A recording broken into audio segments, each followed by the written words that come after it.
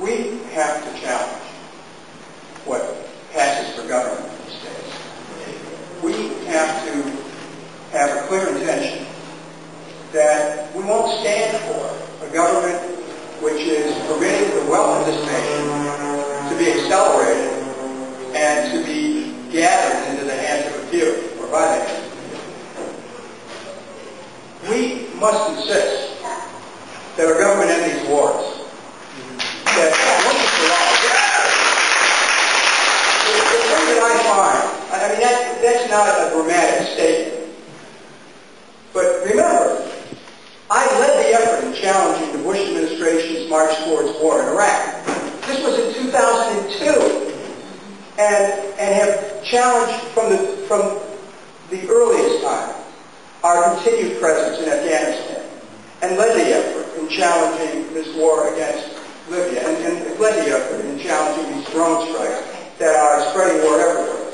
But the thing that concerns me the most, that I'd like you to think about, is what's happened to our country that we begin to unconsciously accept war as a permanent condition.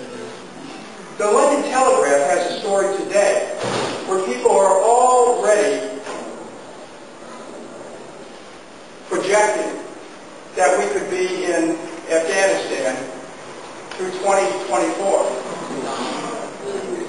And we have to understand that, one moment, we have to understand that these projections are based on discussions that are taking place both in Washington and Kabul, and they're discussions that have nothing to do with the needs of the American people.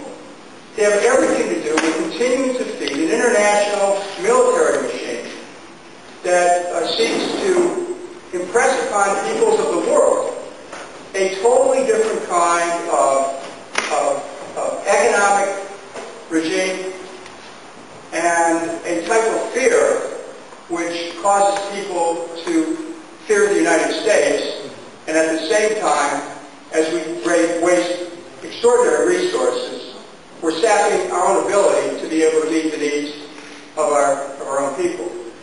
I look at this condition, and it's not unlike what I saw during the Vietnam War, where after a while, one day of war faded into another. People heard reports of the war, they already heard it, they rejected it because it basically reinforces information they already have, and each headline blurs into another, each TV report blurs into another, and you just have wars, except that when we step back and we look at the sweep of time, we see that a 10-year war in Afghanistan, 8.5 years of war against Iraq, a war that we were told would be days, not weeks, it's extended to 5 months in Libya. What for? Drones proliferating as a new mechanized robotic warfare tends to remove even more responsibility from decisions over life and death in fields afar. This is a condition that I find intolerable.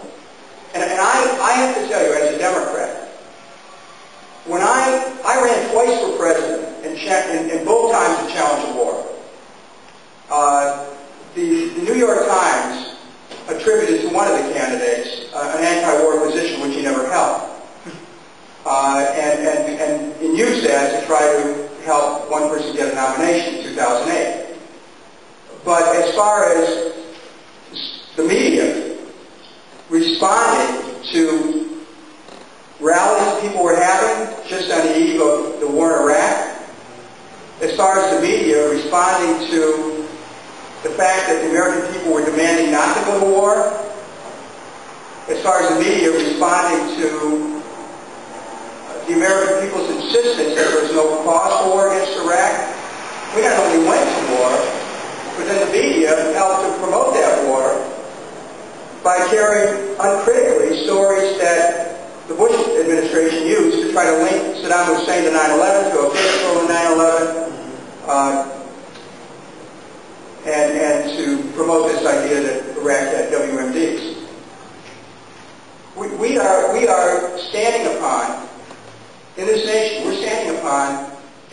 amount of lies that have so totally turned people around that a number of our fellow citizens can no longer tell the difference between war and peace. And we're stuck in this condition. I want to go to questions right now, because I will tell you that in 2006, the Democrats took back the House of Representatives on a promise to end the war. If you were to Google Democrats' promise to end the war 2006, you'll find that the American people responded. They gave the Democrats control of the Congress in 2006. I want you to know that the first meeting that we had in Washington, after we took back the House, at this very first meeting, the discussion was how we were going to keep funding the wars. Why? Why? Yeah, exactly why. I said the same thing, and I walked out of that room determined to run for president in 2008 to try to bring an end to the war. But you know, the American people have had so many stories told them about whether we went to war, about whether we're still at war, about a war ending, that we become anesthetized. Just to bring facts. $3 trillion that war in Iraq's going to cost. $500 billion already in Afghanistan. Over 1 million Iraqis, innocent people, dead as a result of the U.S. intervention there. They're not even keeping track in Afghanistan. And they're not keeping track in Libya as NATO is bombing innocent people, the same innocent people that some of our statesmen cry crocodile tears for under a pretend assault on Benghazi, trying to justify an intervention. They now, when there's people really being killed, but it's NATO, the world stands back, and America continues to support this action that has started. This is not acceptable. It is not acceptable. And I'm with you. And this is a time that we have to look at the consequences of what this is doing to our country, what it's doing to ourselves, and demand a different direction. I thank you for the chance to speak here, and I'd like to speak to you about this, because I think this is a cancer that's eating away at everything it means to be an American, everything this country should stand for. This idea of permanent warfare, and based on lies, one lie after another.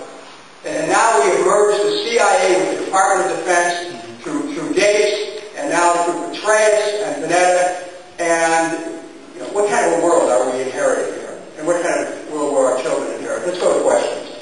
What will change the President's mind on war issue? I don't know. I mean, it's certainly not going to be any exigent facts, because the Pentagon seems to have such extraordinary influence right now on our government. Its budget went from about $400 billion during the end of President Clinton's term to over $700 billion annually. Its budget has grown the pace of these wars. The wars are separate expenditures, understand. This Pentagon budget has grown, so they have more power, and as they gain more power, I think the civilian authorities in our government have less.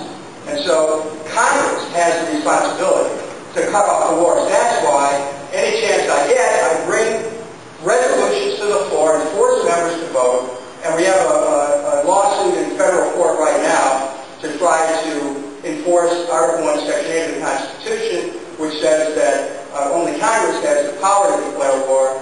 That's something that not just President Obama, but other presidents have usurped as well. So what is going to cause him to change his mind? I would think that mass action would. I would think that if millions of Americans went to the streets, that he would have to take another look at what's happening. But the thing that the greatest casualty of the war was the peace movement was the greatest casualty of the war, because once the war started, people just thought, well, what can they do? And they stopped going out to the street. Not true in every case.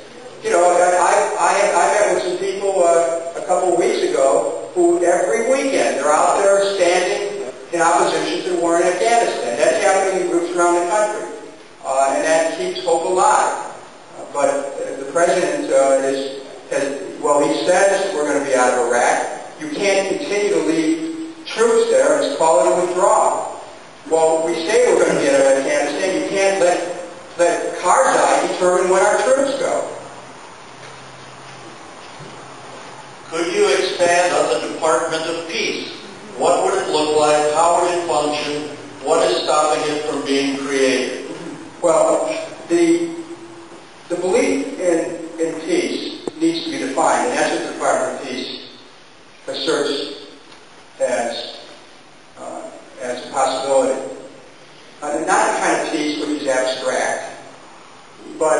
to actually create a structure that would provide a more than a counterbalance to the structures which now promote war and fear. The Department of Peace would address the issue of violence in our society today. Let's think about this from a practical standpoint. Think about it from your own experience in your life and people you know about domestic violence, spousal abuse, child abuse. I can take it up for you. Gang violence, gun violence, racial violence, violence in the schools, police community conflicts. These things are happening in our society, and there's greater frequency. Tough economic times is starting to produce a spike in domestic violence. Are we just fated or doomed to be able to a life where we have our homes being called into violence? Or do we have the capacity as human beings to go beyond who we are with a little bit of help? The Department of Peace is about empowering a whole new structure in our society which would help people deal with their conflicts through, whether you're talking about psychologists, sociologists, social workers, to help people deal with their conflicts so they wouldn't feel that the only way that you deal with it is through hitting another person or is through shooting a person. Because if you look at the rate of violence in our society, it would suggest a nation that's unhinged. And any one of us can be put into a situation which promotes violence. So the Department of Peace would actually create a structure which would, at a school level, would provide for children to have access to peer mediation. Some schools have that. To teach children right at the beginning, peace-giving, peace-sharing, mutuality, to be able to look at another person as an aspect of oneself. It's not that